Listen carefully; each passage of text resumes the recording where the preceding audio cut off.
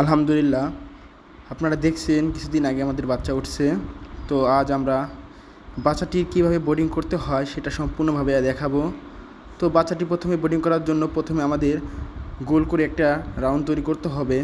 পরবর্তীতে কিছু কাঠের গুঁড়ো দিয়ে তার উপরে পাটের ছালা ইউজ করেছি, অথবা আপনারা যে কোনো সুতি কাপড় ইউজ করতে পারেন। তারপরে অবশ্যই তাপমাত্রা কন্ট্রোল রাখতে হবে, কারণ কোয়েল পাখির বাচ্চাগুলো অতিরিক্ত ছোট, তাদের শরীরে মাংস একেবারেই কম। তার জন্য কোয়েল পাখিকে নির্দিষ্ট একটি তাপমাত্রা রাখা প্রয়োজন। কোয়েল পাখির বাচ্চাটির বোর্ডিংয়ের জন্য তাপমাত্রা প্রথমে 37.5 রাখবো, পরবর্তী দিনে 35.5 রাখবো।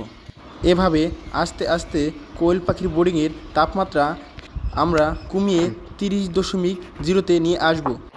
পরবর্তীতে আমরা কোয়েল পাখির বাচ্চাকে ওষুধ দিব, প্রথমে 2 থেকে 3 ঘন্টা গ্লুকোভেট, আর গ্লুকোভেট দেব 50 গ্রাম প্রতি লিটার পানিতে।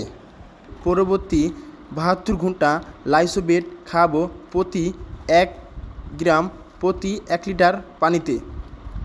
আর আমরা যখন কোয়েল পাখিকে পানি দেব, অবশ্যই কোয়েল পাখির পাত্রের চারপাশ দিয়ে কাচের গুলি অথবা ইটের খোয়া অবশ্যই দিব, তা না হলে কোয়েল পাখির বাচ্চাগুলো পানির ভিতরে পড়ে মারা যাওয়ার সম্ভাবনা অনেক বেশি থাকে। তাই আমরা কোয়েল পাখির বাচ্চার জন্য ইটের খোয়া ইউজ করেছি।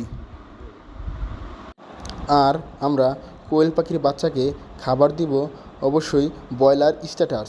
আর ব্রয়লার স্ট্যাটাস খাবারটি আমরা অবশ্যই ব্লেন্ডার করে অবশ্যই একেবারে গুঁড়ো করে দেব, তা না হলে কোয়েল পাখির বাচ্চাগুলো খেতে পারবে না।